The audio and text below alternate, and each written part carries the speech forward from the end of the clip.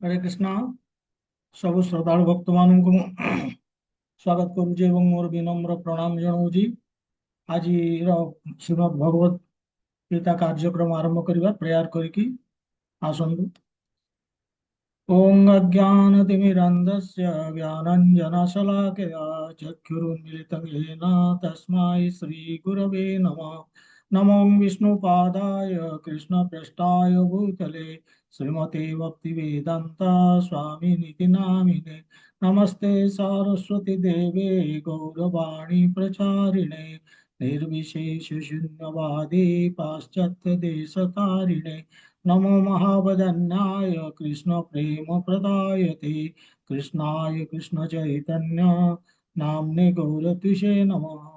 हे कृष्णा करुणा सिंधु दीनबंधु जगत्पते गोपीश गोपिका कांत श्री राधा कांत नमस्तुते। तप्त कांचन गौरंगी राधे वृंदावनेश्वरी वृषभानुसुते देवी प्रणमामि हरिप्रिये। वाञ्छाकल्पतरुभ्यश्च कृपा सिन्धुभ्य एव च पतितानां पावनेभ्यो वैष्णवीभ्यो नमो नमः। जय श्री कृष्ण चैतन्य प्रभु नित्यानंद श्री अद्वैत गदाधर श्रीवासादि गौर भक्त वृंद। हरे कृष्ण कृष्ण कृष्ण हरे हरे हरे राम राम राम हरे हरे।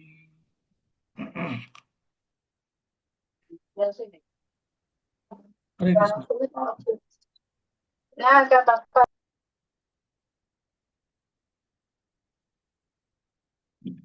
तेबे आमे आजिर श्लोक 16 द्वितीय अध्याय 16 श्लोक 16 नंबर ताकू जीवा पूर्वरु लिटिल बिट 2 मिनिट समय खाली नबा।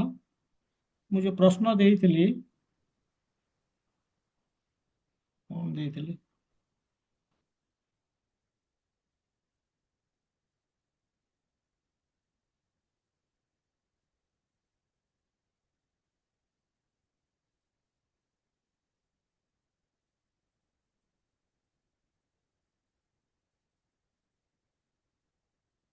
ମୁଁ ଦେଇଥିଲି ଶ୍ଲୋକ 14 ନମ୍ବର ଶ୍ଲୋକରେ କୃଷ୍ଣା କହୁଛନ୍ତି ଯେ ଯୋଉ ଶୀତ ତାପ ବିଷୟରେ କହୁଛନ୍ତି ଏବଂ 15 ନମ୍ବର ଶ୍ଲୋକରେ କହୁଛନ୍ତି ସୁଖ ଦୁଃଖ। ସେଠି କେବଳ କହିଲେ ଶୀତ ଉଷ୍ଣ ହିଟ୍ ଆଣ୍ଡ କୋଲ୍ଡ। ଏଠି କହୁଛନ୍ତି ସୁଖ ଦୁଃଖ, ଏକ୍ସକ୍ଲୁସିଭଲି ସୁଖ ଦୁଃଖ କଥା କହିଛନ୍ତି। ତେଣୁ ଆମେ ସେଦିନ ଆଲୋଚନା କରିଥିଲେ ଯେ ଟଲରେଟିଂ ସୁଖ ଆଣ୍ଡ ଦୁଃଖ, ସୁଖ ଦୁଃଖକୁ ସହିବା ବହୁତ ଇମ୍ପୋର୍ଟାଣ୍ଟ। କାହିଁକି ନା ସୁଖ ଦୁଃଖଟା ମୁଁ କ୍ୱେଶ୍ଚିନ୍ କରିଥିଲି because eat is at dash level, ମାନେ ଆକ୍ଚୁଆଲି ମାନସିକ ସ୍ତରରେ ଆମର ଯୋଉ ସୁଖ ଦୁଃଖଟା ଆମେ ମାନସିକ ସ୍ତରରେ ମେଣ୍ଟାଲ ଲେଭେଲ। ତେଣୁ ଆନ୍ସର ମେଣ୍ଟାଲ ଲେଭେଲ ପ୍ରାୟ ସମସ୍ତେ ଠିକ ଦେଖିଛନ୍ତି। କୋଲ୍ଡ ଇଜ ଏବଂ ଯୋଉଟା ହିଟ୍ ଆଣ୍ଡ କୋଲ୍ଡ ସେଟା ହଉଛି ଆମର ଶରୀର ସ୍ତରରେ, ଦୈହିକ ସ୍ତରରେ, ବଡି ଲେଭେଲ। ଆଚ୍ଛା, ସେକେଣ୍ଡ କ୍ୱେଶ୍ଚିନ୍ ସେଇଥିରେ ଥିଲା ଆମେ ଓଭରକମ୍ କରିପାରିବା କୋଉଟା ହିଟ୍ ଆଣ୍ଡ କୋଲ୍ଡ କୁ ବାଇ ସମ୍ ଡ୍ୟାସ୍, ମାନେ ମୁଁ କଣ ଗୋଟେ କରିକି ତ ସବୁ କିଛି ଗୋଟେ ବନ୍ଦୋବସ୍ତ କରିକି ସମ୍ ଆରେଞ୍ଜମେଣ୍ଟ। ବଟ୍ ଟଲରେଟିଂ ସୁଖ ଦୁଃଖ ଇଜ ନଟ୍ ଦ୍ୟାଟ୍ ଇଜି। କିନ୍ତୁ ସୁଖ ଦୁଃଖ ଯେହେତୁ ମାନସିକ ସ୍ତରରେ ତାକୁ ସହିବା ଏତେ ସହଜ ନୁହେଁ। କିନ୍ତୁ କୃଷ୍ଣା କହୁଛନ୍ତି ଯଦି ସହିଯିବ ତାହେଲେ ତମେ ଜୀବନର ଲକ୍ଷ୍ୟ ହାସଲ କରିବ। ଆମ ଜୀବନର ଲକ୍ଷ୍ୟ କଣ ପ୍ରଶ୍ନ ଥିଲା? ଜୀବନର ଲକ୍ଷ୍ୟ ହଉଛି ଏଇ ଜନ୍ମ ମୃତ୍ୟୁ ଯୋଉ ଚକ୍ରକୁ ଆମେ ସମାପ୍ତ କରିବା ଏବଂ ଭଗବାନଙ୍କ ପାଖକୁ ଚାଲିଯିବା। The cycle of birth and death and go back to Godhead, ये हଉଛି ଆମ ଜୀବନର ଲକ୍ଷ୍ୟ। ସେଥିରେ ଭଗବାନ ୟୁଜ କରିଥିଲେ ସେ 15 ନମ୍ବର ଶ୍ଲୋକରେ ଏଇ ଲକ୍ଷ୍ୟ କଥା କହିବା ପାଇଁ କଣ କୋଉ ୱାର୍ଡ ୟୁଜ କରିଥିଲେ ସେଟା କେହି ଲେଖିଲେନି, ମତେ ଜାଣିପାରିଲେନି ଯେ ଏଟା ମୁଁ ଦେଇଛି ପ୍ରଶ୍ନଟେ ବୋଲିକି। ସେଟା ସେ କହିଥିଲେ ସମ ଦୁଃଖ ସୁଖଂ ଧୀରଂ ସହ ଅମୃତତ୍ୱାୟ କଲ୍ପତେ। ଅମୃତତ୍ୱାୟ କଲ୍ପତେ ସେଇଟା ଏଇଟା ହଉଛି ମାନେ ତାକୁ ମୁକ୍ତି ମିଳିବ, ଅମୃତତ୍ୱାୟ। ତେଣୁ ଏଇ ଶବ୍ଦଟି ୟୁଜ କରିଥିଲେ। ଆଚ୍ଛା, वी कैन टॉलरेट सुख एंड दुख। सुख दुख जिनसटाକୁ ଆମେ ସହି ପାରିବା ଏବଂ ଆମ ଜୀବନର ଲକ୍ଷ୍ୟ ହାସଲ କରିପାରିବା। ଆମ ଜୀବନର ଲକ୍ଷ୍ୟ ହେଉଛି ଜନ୍ମ ମୃତ୍ୟୁ ଚକ୍ରକୁ ସମାପ୍ତ କରିକି ଭଗବାନଙ୍କ ପାଖକୁ ଚାଲିଯିବା। ସେଟା କେମିତି କରିବା? ବାଇ ଏଠି ଯୋଉ 15 ନମ୍ବର ଶ୍ଲୋକରେ ଯୋଉଟା କୁହାଯାଇଥିଲା, ସମ ଦୁଃଖ ସୁଖଂ ଧୀର, ଏଟା କରେକ୍ଟ ଯେ ଆମେ ଯୋଉ ସୁଖ ଦୁଃଖକୁ ସମାନ ଦୃଷ୍ଟିରେ ଦେଖିବା, ଅତ୍ୟଧିକ ଖୁସିରେ ବିହଳ ହେଇଯିବାନି କି ଦୁଃଖରେ ଭାଙ୍ଗି ପଡିବାନି ଏବଂ ଧୈର୍ଯ୍ୟର ସହିତ ସହିବା, ଇଏ କରେକ୍ଟ। କିନ୍ତୁ ଆଉ ଟିକେ ଉର୍ଦ୍ଧ୍ୱକୁ ଉଠିକି ଆମେ ଲେଖି ପାରିଥାନ୍ତେ, ଇଏ ବି କରିବା କଣ ସହଜ? ଇଏ ବି ସହଜ ନୁହେଁ। ସମଦୃଷ୍ଟିରେ ଦେଖିବା ଏବଂ ଧୈର୍ଯ୍ୟ ଧରିବା ସୁଖ ଦୁଃଖକୁ, ୟାକୁ କରିବାକୁ ହେଲେ ଆକ୍ଚୁଆଲି ଅଲ୍ଟିମେଟଲି ଆମକୁ କଣ କରିବାକୁ ପଡିବ? ଭକ୍ତି। ତେଣୁ ଆମେ ଭକ୍ତି ମାଧ୍ୟମରେ କେବଳ ୟାକୁ ଓଭରକମ୍ କରିପାରିବା। ଇଏ ହେଉଛି ଉତ୍ତର। ଏନିୱେ, ତେବେ ଆମେ ଯିବା ବର୍ତ୍ତମାନ, ହଁ, ସେଥିରେ ଗୋଟେ ମିଷ୍ଟେକ୍ ସେଇ ଆମର ଇଏ। ଆଚ୍ଛା, ଶରତ ରଣା ପ୍ରଭୁ ଅଛନ୍ତି କି? ଟିକେ ଭିଡିଓ ଅନ୍ କରିବେ କି? ଶରତ ରଣା ପ୍ରଭୁ, ହଁ ଅଛନ୍ତି। ଟିକେ ଭିଡିଓଟା ଅନ୍ କଲେ।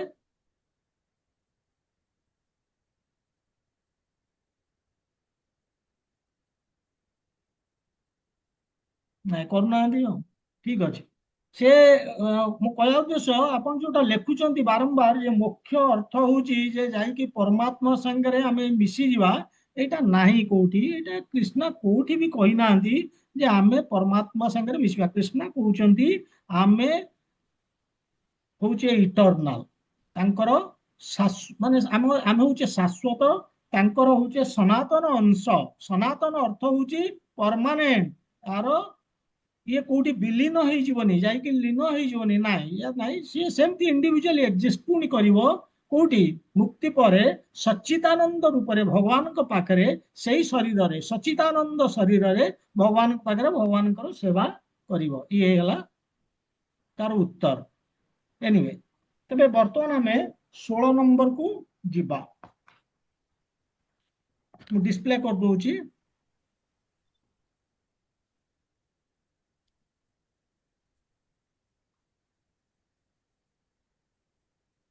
ଇଏ ହେଲା 16 ନମ୍ବର। ना सतो विद्यते भावो न भावो विद्यते सतः उभयरोपि दृष्टान्तः तु अनयो तत्त्वदर्शिभिः। ଏ ଶ୍ଲୋକରେ ଭଗବାନ କହୁଛନ୍ତି ନା ନା ଅସତୋ ବିଦ୍ୟତେ ଭାବ। ଏଠି ଆମେ ଖାଲି ଜାଣିଦବା କଥା ଯେ ଅସତ ଶବ୍ଦର ଅର୍ଥ ହଉଛି ଟେମ୍ପୋରାରୀ, ଶରୀର ଯୋଉଟା। ଭାବ ଶବ୍ଦର ଅର୍ଥ ହଉଛି ନିତ୍ୟତା। ଅଭାବ ନ ଅଭାବ ଏଠି ଲେଖୁଛନ୍ତି, ଅଭାବ ଶବ୍ଦର ଅର୍ଥ ହଉଛି ଅନିତ୍ୟତା। ଏତିକି ଆମେ ଜାଣିବା ଦରକାର ପ୍ରଥମେ।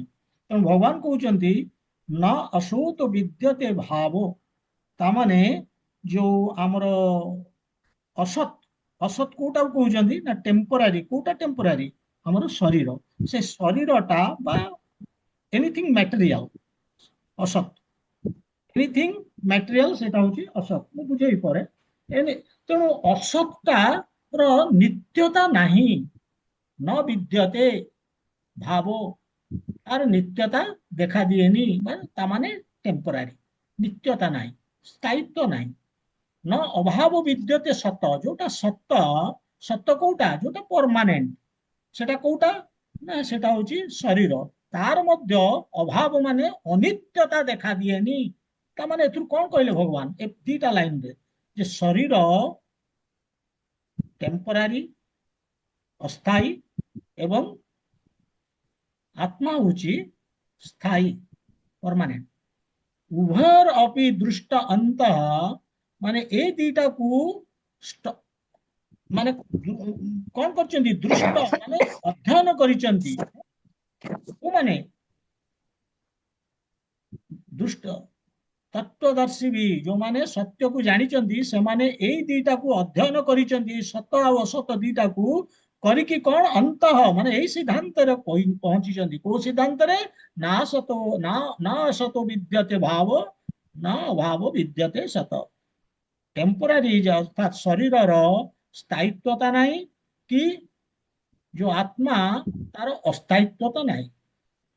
ମାନେ ଆତ୍ମା ପରମାନେଣ୍ଟ ଏବଂ ଶରୀର ଟେମ୍ପୋରାରୀ। ଏଇ ଜିନିଷ ଏଇ ସିଦ୍ଧାନ୍ତରେ ପହଞ୍ଚିଛନ୍ତି। ଆମେ ୟାକୁ ଆନାଲାଇଜ କରିବା। ମୁଁ ସେୟାରଟି ବନ୍ଦ କରିଦେଲି।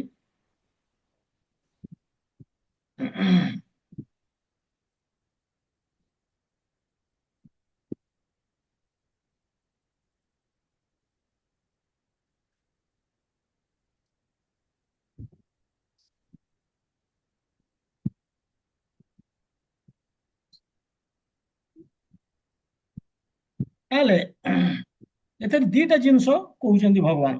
କଣ କହୁଛନ୍ତି? ଗୋଟେ ସତ୍ ଆଉ ଗୋଟେ ଅସତ୍।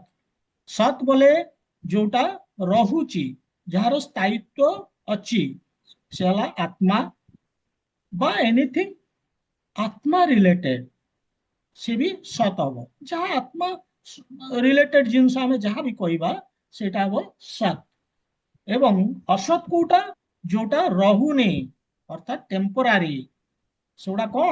ଏ ଭୌତିକ ଜଗତ, ଏ ଭୌତିକ ଶରୀର, ଏ ଶରୀରର ଉପଜାତ ବାଇ ପ୍ରଡକ୍ଟସ।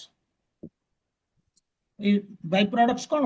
ଶରୀରର, ଯୋଉ ଶରୀରରୁ ଆଉ ଶରୀର ବାହାରୁଛି, ମୋ ପୁଅ ମୋ ଝିଅ, ଏମାନେ ଏନିଥିଙ୍ଗ ମ୍ୟାଟେରିଆଲ ରିଲେଟେଡ, ଯାହା ଭୌତିକ ଜଡ ବସ୍ତୁ ସାଙ୍ଗରେ ଯାହା ମାନେ ସମ୍ପର୍କ, ମୋ ଶରୀର ସାଙ୍ଗରେ ଯାହାର ସମ୍ପର୍କ, ମାନେ ଯାହା ଜୀବନରେ ହାସଲ କରିଛି, କଣ?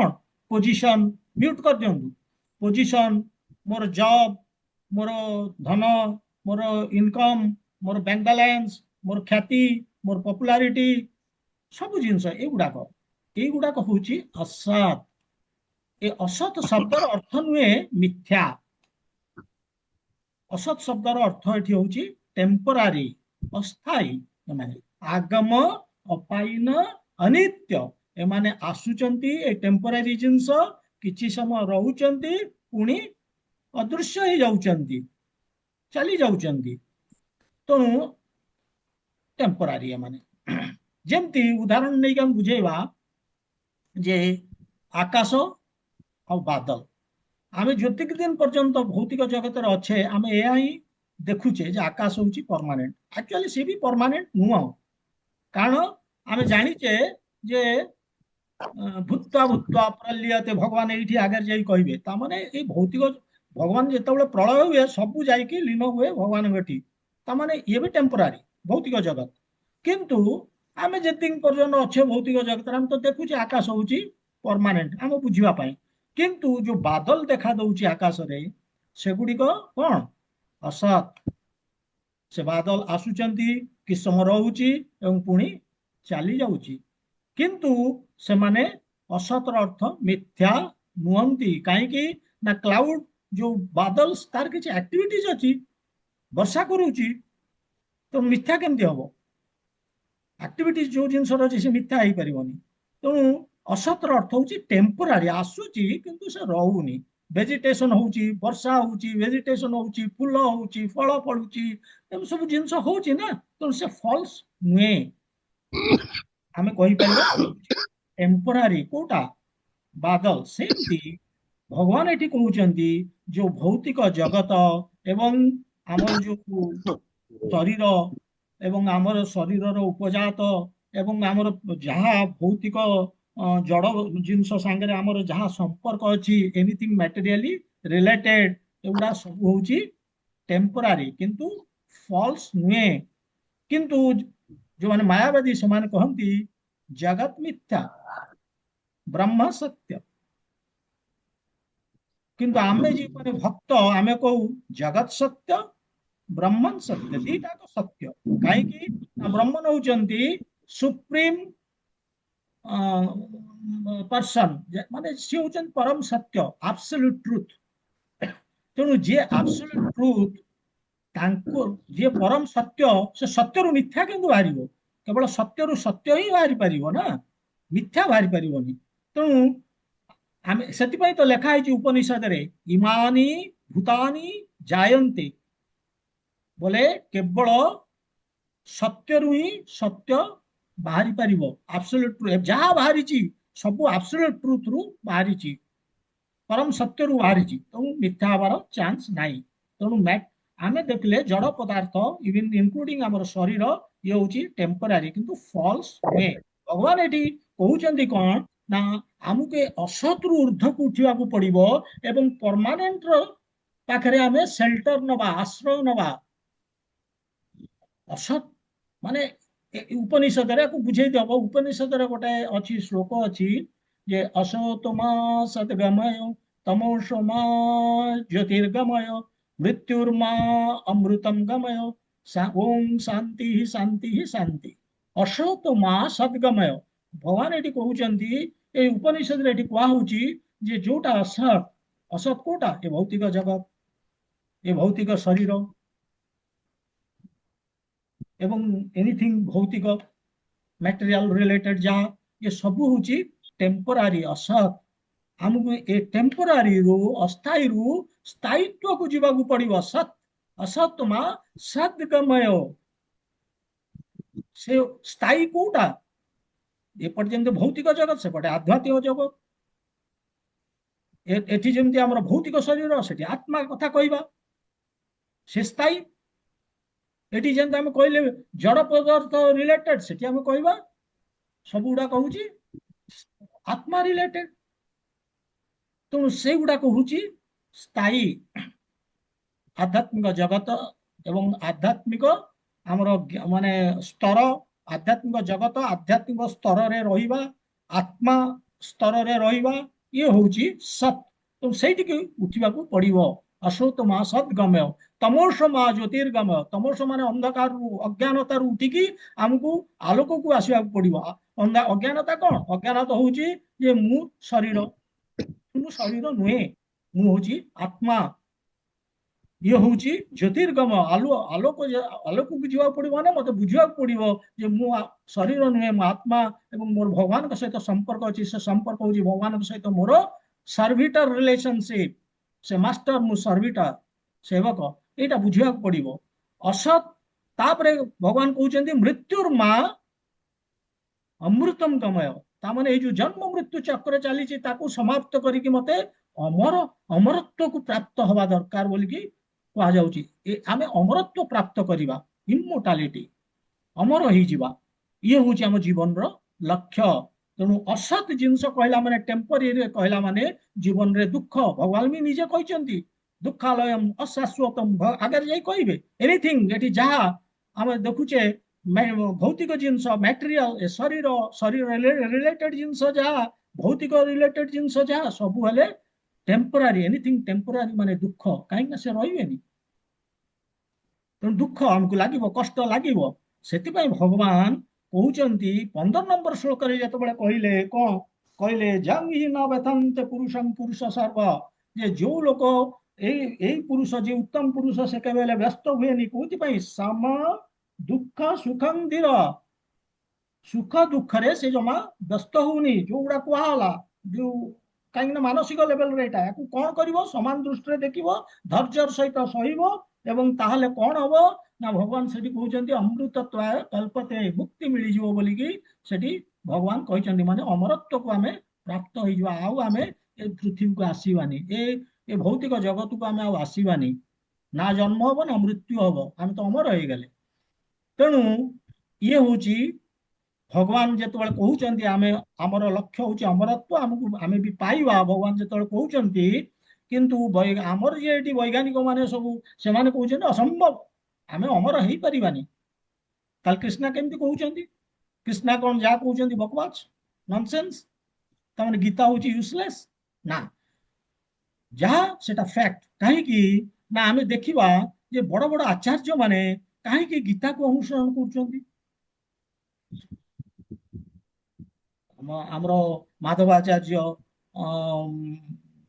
रामानुज आचार्य शंकराचार्य ये बड़ बड़ आचार्य माने कहीं गीता को अनुसरण कर गीता हूँ मूल बोलिकी कहीं से कहते तामाने सत्य आम अमरत्व को जहाँ भगवान कहते सत्य तेणु आम काम है आम सत्य निजुको सत्रे निजुको निजुक्ति करवा परमानेंट जोटा ताने आत्मा स्तर रे आम रहिबा तेणु जोटा आम कहूचे जे रियल ह्यूमन सिविलाइजेशन जोटा आम कहूचे सेटा केबे हेले এই ଅସତକୁ ବେସ୍ କରିକି ହେଇନି, ସତକୁ ବେସ୍ କରିକି ହେଇଛି। ସେଇଟା ହଉଛି ରିଅଲ ହ୍ୟୁମାନ ସିଭିଲାଇଜେସନ। କିନ୍ତୁ ମାନେ ଏଇ ହଉଛି ଫରକ, ଯେ ଆମର ଯୋଉ ମାନେ ଭାରତବର୍ଷ ଏବଂ ପାଶ୍ଚାତ୍ୟ ଦେଶ, ଏଇ ଫରକଟା ଏଇଠି ଆମେ ଦେଖିବା। ଯେ ଭାରତବର୍ଷରେ କଣ ନା ଆମର ସ୍ଥାୟୀ, ସବୁବେଳେ ସ୍ଥାୟିତ୍ୱ ଯୋଉଟା, ସ୍ଥାୟୀ ଯୋଉଟା, ସତ୍ ଯୋଉଟା, ଆମେ ତାରି ଉପରେ ଆଧାରିତ ଲାଇଫ, ଆମର ଜୀବନ ଆମେ ନିର୍ବାହ କରୁଛ ତାରି ଉପରେ। କିନ୍ତୁ ଅସତ୍ ଜିନିଷ, ଭୌତିକ ଦୁନିଆ, ଭୌତିକ ପଦାର୍ଥ, ଭୌତିକ ଶରୀର ଉପରେ ଇମ୍ପୋର୍ଟାନ୍ସ ଦଉଛନ୍ତି ପାଶ୍ଚାତ୍ୟ ଦେଶ। ଇଏ ହଉଛି ଆମର ଫରକ। ଇଭେନ ବେଦିକ ଯୋଉ ଆମେ କହୁଛେ ବୈଦିକ ସଭ୍ୟତା ଏବଂ ଆଜିର ସଭ୍ୟତା, ଇଏ ବି ମଧ୍ୟ ଏଇ ଡିଫରେନ୍ସ ରହିଛି। ଯେମିତି ଆମେ ଦେଖିବା ବ୍ୟାସଦେବ କେତେ ବଡ ସ୍କଲାର ଥିଲେ। ବେଦ, ଉପନିଷଦ, ପୁରାଣ, ମହାଭାରତ, କଣ ସେ ନ ଲେଖିଛନ୍ତି? ବେଦାନ୍ତ ସୂତ୍ର ସବୁ କିଛି ଲେଖିଛନ୍ତି। କିନ୍ତୁ ତା ସତ୍ତ୍ୱେ ସେ ବହୁତ ସାଧୁ ଏବଂ ସରଳ ଜୀବନ ଯାପନ କରୁଥିଲେ। କାହିଁକି ନା ସେ ଜାଣୁଥିଲେ ଯେ ଏଇ ଯୋଉ ସେନ୍ସ ଗ୍ରାଟିଫିକେସନ, ଯୋଉଟା ଆମେ କହୁଛେ ଇନ୍ଦ୍ରିୟ ତୃପ୍ତି କରିକି ଜୀବନ ନିର୍ବାହ କରିବା, ଇଏ ହଉଛି ଅସତ୍। ଏଇଭଳି ସରଳ ଜୀବନ ଯାପନ କରିବା ସତ୍ କୋଉଟା, ବରଂ ଆମେ ଆତ୍ମା ସ୍ତରରେ ରହିବା, ଭଗବାନଙ୍କ ସହିତ ସମ୍ପର୍କ ସ୍ଥାପନ କରିବା। ସେମିତି ଚାଣକ୍ୟ ମଧ୍ୟ ଆମେ ଦେଖୁ, ଜାଣିଛେ ସେ ପ୍ରଧାନମନ୍ତ୍ରୀ ଥିଲେ, କିନ୍ତୁ ସେ ତଥାପି ସେ ରାଜପ୍ରାସାଦରେ ରହୁନଥିଲେ, ସେ ରହୁଥିଲେ ଗୋଟେ କୁଟୀରରେ। ଇଏ ହଉଛି ଡିଫରେନ୍ସ ବୈଦିକ ସଭ୍ୟତା ଏବଂ ଆଧୁନିକ ସଭ୍ୟତା। ତେଣୁ ଆମେ ଦେଖିବା ଯେ ଯେ ଭାରତୀୟ ସଭ୍ୟତା ଯୋଉଟା, ସେ ସତ୍ ଉପରେ ଆଧାରିତ, ଅସତ୍ ଉପରେ ନୁହେଁ। ଅସତଟା ଅର୍ଥ ହଉଛି ଯେ ଇନ୍ଦ୍ରିୟ ତୃପ୍ତି, ଇନ୍ଦ୍ରିୟ ଭୋଗ କରିବା, ଏ ହଉଛି ଅସତ୍। ଶରୀର ସମ୍ବନ୍ଧୀୟ କାମ କରିବା, ଶରୀରକୁ ଇମ୍ପୋର୍ଟାନ୍ସ ଦବା, ଏ ଭୌତିକ ଜଗତକୁ ଇମ୍ପୋର୍ଟାନ୍ସ ଦବା, ଏ ଭୌତିକ ଜଗତରେ ରହିକି ଭୌତିକ କାର୍ଯ୍ୟକର୍ମ କରିବା, ଖାଲି ଗୁଡେ ଧନ ଅର୍ଜନ କରିବା, ଗାଡି ମଟର ପଇସା, ଏଭ୍ରିଥିଙ୍ଗ, ପଦ, ଯଶ ଖ୍ୟାତି, ସବୁ କିଛି ପପୁଲାରିଟି, ଯୋଉଟା କି ରହିବନି, ଟେମ୍ପୋରାରୀ, ଇଏ ଅସତ୍। ତେଣୁ ଆମର ଏଫର୍ଟ ହବା ଦରକାର। କଣ ଭଗବାନ କହୁଛନ୍ତି? ସମ୍ପୂର୍ଣ୍ଣ ଏଫର୍ଟ ହବା ଦରକାର ଯେ ଆମେ ଜନ୍ମ ମୃତ୍ୟୁ ଚକ୍ରକୁ କେମିତି ଜୟ କରିବା। ଜନ୍ମ ମୃତ୍ୟୁ ଯଦି ଜୟ କରିପାରିଲେ ତାହେଲେ ବଡ, ତାହେଲେ ଆମକୁ ଆମେ ଅମର ହେଇଯିବା। କିନ୍ତୁ ଇଏ ଯୋଉ ଆଧୁନିକ ସଭ୍ୟତାର ଲୋକ, ତାଙ୍କର ଇଏ ବୁଦ୍ଧି, ସେ ବୁଝି ପାରୁନାହାନ୍ତି ଏ ଜିନିଷ। ସେ ଭାବୁଛନ୍ତି ଯେ ଆମେ ଯଦି ବୈଜ୍ଞାନିକ ପଦ୍ଧତି ପ୍ରୋଗ୍ରେସ, ଯଦି କିଛି ଆଡଭାନ୍ସମେଣ୍ଟ ହେଲା, ସାଇଣ୍ଟିଫିକ ଆଡଭାନ୍ସମେଣ୍ଟ, ତାହେଲେ ଆମେ କଣ ହବା? ଇମୋର୍ଟାଲ ହେଇଯିବା। ଇଏ ହଉଛି ଦିବା ସ୍ୱପ୍ନ, ଇଏ ସମ୍ଭବ ନୁହେଁ। କୃଷ୍ଣ ସେଥିପାଇଁ ଏ ଗୀତାରେ କହୁଛନ୍ତି ଯେ, ମ୍ୟୁଟ କରିଦିଅନ୍ତୁ, କୋଉଠି ଗୋଟେ ହେଇଗଲା, ପୁଣି ମ୍ୟୁଟ କରିଦିଅନ୍ତୁ। ତେଣୁ କୃଷ୍ଣ କହୁଛନ୍ତି ଯେ ଆମେ କୋଉଥିରେ ନା, ଯୋଉଟା ପରମାନେଣ୍ଟ ଲାଇଫ, ଆତ୍ମା, ତା ପାଇଁ ଇଣ୍ଟରେଷ୍ଟେଡ ହବା ଦରକାର, ଟେମ୍ପୋରାରୀ ଲାଇଫ ପାଇଁ ନୁହେଁ। ମ୍ୟାଟେରିଆଲ ଲାଇଫ ଯୋଉଟା, ଭୌତିକ ଜୀବନ ଯୋଉଟା, ସେଟା ହଉଛି ଟେମ୍ପୋରାରୀ। ଏ ଜୀବ ଏ ଜଗତରେ 10 ଦିନ ରହିପାରେ, ତାର ଡ୍ୟୁରେସନ ଅଫ ଲାଇଫ 10 ଦିନ ହେଇପାରେ, 10 ବର୍ଷ ହେଇପାରେ, 10 ମାସ ହେଇପାରେ, 10 ମିଲିୟନ ଇୟର୍ସ ବ୍ରହ୍ମଲୋକରେ ହେଇପାରେ। କିନ୍ତୁ ଯାହା ବି ହଉ, ଭଗବାନ କହୁଛନ୍ତି ଟେମ୍ପୋରାରୀ, ଅସ୍ଥାୟୀ, ଚିରଦିନ ରହିବନି, ସମାପ୍ତ ହବ, ଅସ୍ଥାୟୀ। ସେଥିପାଇଁ ଭଗବାନ କହୁଛନ୍ତି ଏଇ ଶ୍ଲୋକରେ ବର୍ଣ୍ଣନା କରିକି, ଯେ ଏଇ ଜିନିଷକୁ ସେ କହୁଛନ୍ତି ଯେ ନ ଅସତୋ ବିଦ୍ୟତେ ଭାବ, ଶରୀର ସବୁଦିନ ରହିବନି। ନ ଅଭାବ ବିଦ୍ୟତେ ସତ, ଆତ୍ମାର ଅସ୍ଥାୟିତ୍ୱ ନାହିଁ, ପରମାନେଣ୍ଟ, ତାର ପରିବର୍ତ୍ତନ ନାହିଁ। ସେଥିପାଇଁ ଭଗବାନ 12 ନମ୍ବର ଶ୍ଲୋକରେ କହିଥିଲେ, ନା ତୁ ଏବ ହଂ ଜାତୁ ନାଶଂ ନା ତ୍ୱଂ ନା ଇମେ ଜନାଧିପଃ। ନା ଏମିତି ସମୟ ଥିଲା କେତେବେଳେ, ଯେତେବେଳେ ମୁଁ ନଥିଲି, ଏମିତି ସମୟ ନଥିଲା, ତମେ ଅର୍ଜୁନ ନଥିଲ, ଏମିତି ବି ସମୟ ନଥିଲା ଯେତେବେଳେ ଏଠି ଯେତେ ସୋଲଜର୍ସ ଅଛନ୍ତି, ରାଜା ଅଛନ୍ତି, ସେମାନେ ନଥିଲେ। ତା ଅର୍ଥ କଣ ଭଗବାନ କହୁଛନ୍ତି? ତାମାନେ ଆମେ ଶରୀର ନୁହେଁ, ଆମେ ଆତ୍ମା। ଏ ଶରୀର ସେ ସେଇ ଯୋଉ ଅତୀତରେ ନଥିଲା। ଏ ଶରୀର ଯୋଉ ମୋ ପାଖରେ ବର୍ତ୍ତମାନ ଅଛି, ସେ ଅତୀତରେ ନଥିଲା। କିନ୍ତୁ ଏଇ ଯୋଉ ଆତ୍ମା ଏବେ ଅଛି, ଅତୀତରେ ବି ଥିଲା ଏବଂ ଭବିଷ୍ୟତରେ ବି ରହିବ ବୋଲିକି ଭଗବାନ ସେ ଶ୍ଲୋକରେ କହୁଛନ୍ତି। ସେଥିପାଇଁ ଭଗବାନ କହୁଛନ୍ତି ଯେ ଯେହେତୁ ଆମର ଏ ଶରୀର ପ୍ରତି ଆସକ୍ତି ଅଛି, ସେଇ ଆସକ୍ତି ଯୋଗୁ, ମାନେ ଆସକ୍ତିଟା ଫଳରେ ଆମେ ଏଣ୍ଟାଙ୍ଗଲ୍ଡ ହଉଛେ। एंटेंगल्ड माने आमे ता भितर छकी होउचे एई भौतिक जगत रे आमे कर्म बंधन रे पडुचे जेमती गोटे सूता गुड़े गला परे कोन होउची ताको आमे जानि पारुने तार कोठी आरंभ ताको केमती फिटेई पारुने से एक्जाक्टली सही भलिया होउची आमे को दिनठू ए भौतिक जगत रे एई भली कर्म करूचे जो कर्म रे आमे बांधी हे जाउचे भौतिक जगत रे भौतिक कर्म हला माने आमे we are creating bondage we bind to the material existence ये जो भौतिक परिस्थिति से परिस्थिति को आमे जाबुडी के धरुचे एवं आमे पुणी आउथर शरीर नै की आसुचे दिस इज कर्म बंधन कर्म बंधन जोगु आमे कोन करूचे ना कर्म रे कर्म फल रहउची तार वासना रहउची एवं से वासना जोगु आमे पुणी आउ गोटे शरीर पाई की आसुचे ये होची हमर आसक्ति शरीर प्रति आसक्ति तेणु से कहउचंदी ए असत को छाड़ी दियो तार संग करो ना कहार संग करो सत्र संग करो जे ए जो प्रोग्राम ता हमर एठी चली ची होची सत्संग जो मु बुझौची वर्तमान आपण सुनुचंती ये सत्संग सत्संग रो अर्थ कोन जोठी आत्मार चर्चा हुए जोठी परमात्मांकर चर्चा हुए जोठी परमात्मांक सहित हमर संपर्क कोन से विषय चर्चा हुए किंतु आपण माने जो प्रोग्राम करूथुवे मीटिंग करूथुवे से मीटिंग रे कोन होउची केवल भौतिक डिस्कशन कोनोसी कॉर्पोरेट सेक्टर सेठी टार्गेट अचीवमेंट से गोटे टार्गेट फिक्स हो हाँ एतिकी हासिल करबा को हो ये भौतिक कले कौन हम ना मत क्रेडिट मिल मोर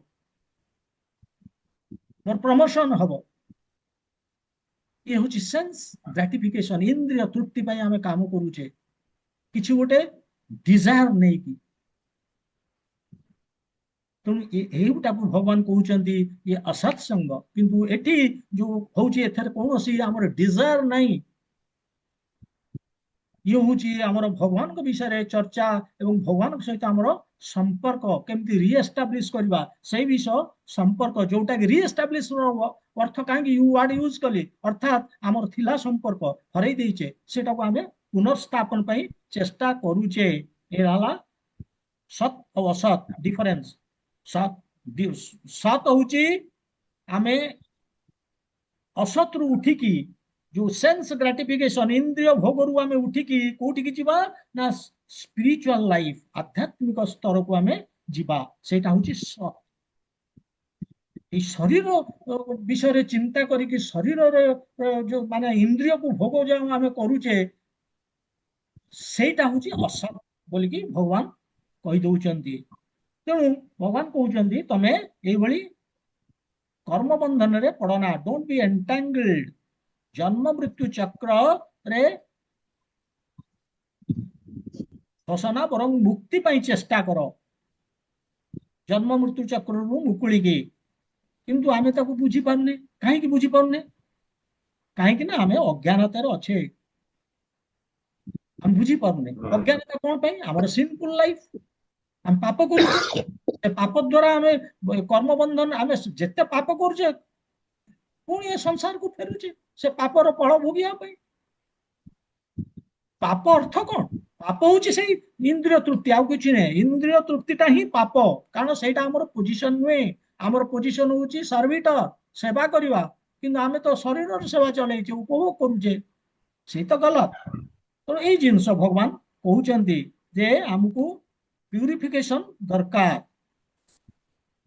काहे की ना आमे कंटामिनेटेड हे जाइछे जेमती गोटे पेशेंट कंटामिनेटेड हेले कोन होउची ताकु तो रोग होउची से रोग रे संक्रमित ताकु ट्रीटमेंट करा होउची से ट्रीटमेंट ता कोथि पय करा होउची जे कंटामिनेशन रु केमती से संक्रमित होइची रोग रे सेतरु से प्यूरिफाई हो अर्थात बाहरिबो सेमिति आमे मध्य एई भौतिक जगत रे आमे इम्प्योर हे जाइछे काहे कि इम्प्योर हेजे ए तीनोटी मोड रो जो अछि सत्व रज तम ए तीनोटी मोड रे आमे फसी जाइछे से सत्वरे रहे बा रजरे रहे बा तमरे रहे आमे तीनोटी मोड द्वारा आमे प्रभावित होउचे फल रे कोन होउची ना आमे जहा करूचे सेथरे आमे कर्म बंधन रे पडुचे आमे कोनोसी अमरत्व प्राप्ति पई चेष्टा करूने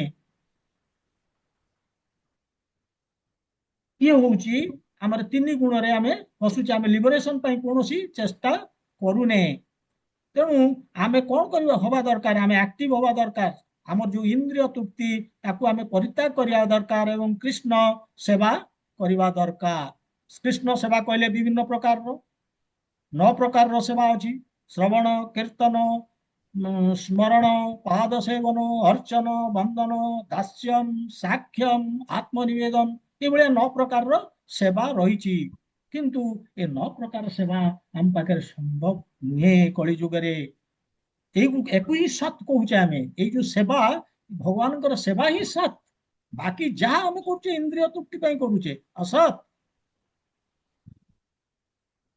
କିନ୍ତୁ ଆମେ ଇନ୍ଦ୍ରିୟ ତୃପ୍ତି କରୁଛେ। ସେଥିପାଇଁ ଭଗବାନ କହୁଛନ୍ତି ଆଉ ଗୋଟେ ଜାଗାରେ, କୋଉଠି ଗୋଟେ ଆମେ ପଢିବା ଯେ ଶ୍ରମ ଏବ ହି କେବଲମ, ମାନେ ଏଥିରେ କେବଳ ସମୟ ନଷ୍ଟ, ଆଉ କିଛି ନାହିଁ। ଏଇ ଯୋଉ ଇନ୍ଦ୍ରିୟ ତୃପ୍ତିରେ ପୁଣି ଆମେ ଏଇ ଭୌତିକ ଜଗତକୁ ଆସିବା, ପୁଣି ଦୁଃଖ ପାଇବା, ଏଥିରେ କିଛି ଲାଭ ନାହିଁ, ଫାଇଦା ନାହିଁ, ମୁକ୍ତି ନାହିଁ। ତେଣୁ ଇଏ ହଉଛି ଅସତ୍ ଲାଇଫ। କୋଉଟା? ଏଇ ଯୋଉ ଇନ୍ଦ୍ରିୟ ଭୋଗ, ଇନ୍ଦ୍ରିୟ ତୃପ୍ତି ପାଇଁ ଆମେ କାମ କରିବା। ଇନ୍ଦ୍ରିୟ ତୃପ୍ତି କହିଲେ କଣ? ସେଇ 4 ପ୍ରକାରର ଯୋଉ ମୁଁ କହିଛି, ଆମେ ରେଗୁଲେସନ ଆମର ଦରକାର ଯେ ଆମେ ମାଛ ମାଂସ ଖାଇବା, ଇଏ କରିବା, ଏନ୍ଜୟ କରିବା। ଏନ୍ଜୟମେଣ୍ଟ, ଆଉ କିଛି ନାହିଁ। ଇନ୍ଦ୍ରିୟ ତୃପ୍ତି ଅର୍ଥ ହଉଛି ଏନ୍ଜୟମେଣ୍ଟ। ସେଇଟା ଆମର ପୋଜିସନ ନୁହେଁ। ଏନ୍ଜୟ ରହୁଛନ୍ତି ଭଗବାନ। ମଦ ପିଇବା, କୌଣସି ମାଦକ ଦ୍ରବ୍ୟ ସେବନ କରିବା, ପାନ, ଇଏ ଯାହା ବି କିଛି, ଏ ସବୁ ହଉଛି ଏନ୍ଜୟମେଣ୍ଟ। ଜୁଆ ଖେଳିବା, ସେୟାର ମାର୍କେଟରେ ପଇସା ପକେଇକି ପଇସାକୁ ବଢେଇବା, ଏ ସବୁ ହଉଛି ଇନ୍ଦ୍ରିୟ ତୃପ୍ତି ପାଇଁ ଆମେ କାମ କରୁଛେ। ତେଣୁ ବା ଅବୈଧ ସମ୍ପର୍କ ରଖୁଛେ, ଇଲିଗାଲ ଇଲିସିଟ ସେକ୍ସ ରିଲେସନ, ଏଗୁଡିକ ହଉଛି ଇନ୍ଦ୍ରିୟ ଭୋଗ। ତେଣୁ ଇଏ ଆମ ଜୀବନକୁ ନଷ୍ଟ କରୁଛି। ଆମକୁ କୋଉଠି ଇନଭଲ୍ଭ ହବାର ଅଛି? ସତରେ। ସତ୍ କୋଉଟା? ମୁକ୍ତି ପାଇଁ ଯୋଉଟା ପନ୍ଥା।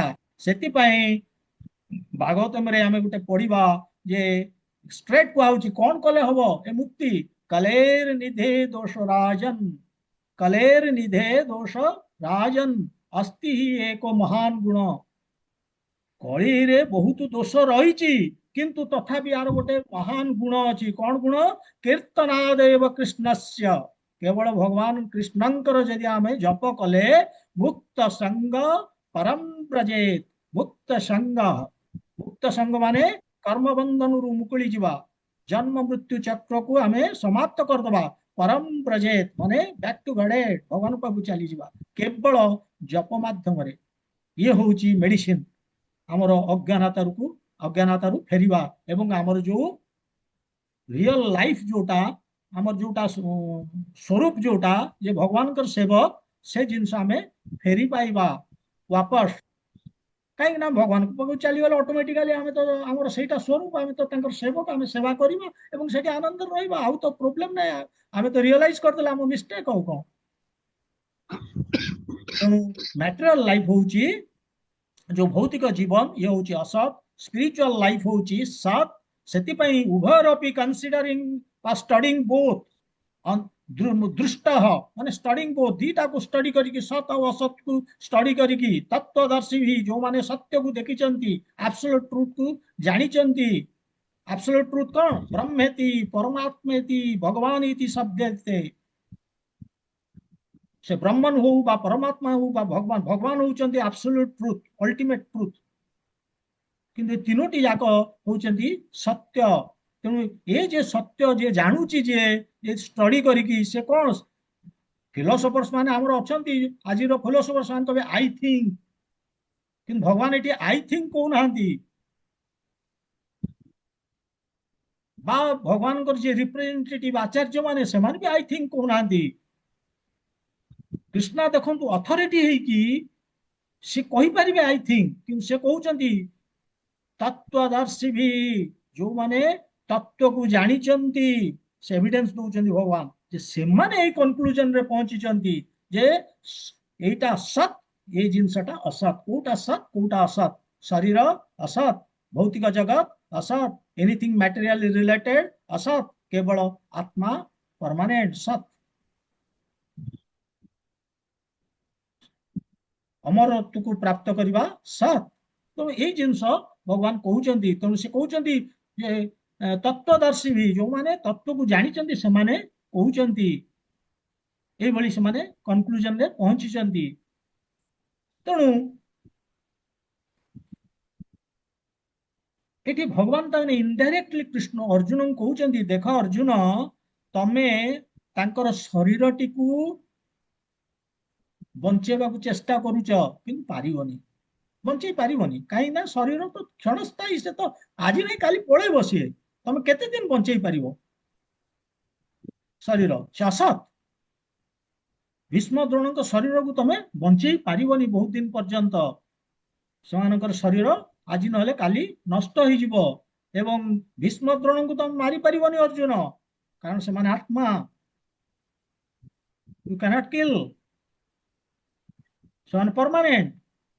ତେଣୁ ଏଇଭଳି ଭାବିକି ଏଇ ଭାବିକି ତମେ ଯୁଦ୍ଧ କର ଏବଂ ତମେ ସହିଯାଅ ଯୋଉ କଷ୍ଟ ହଉଛି।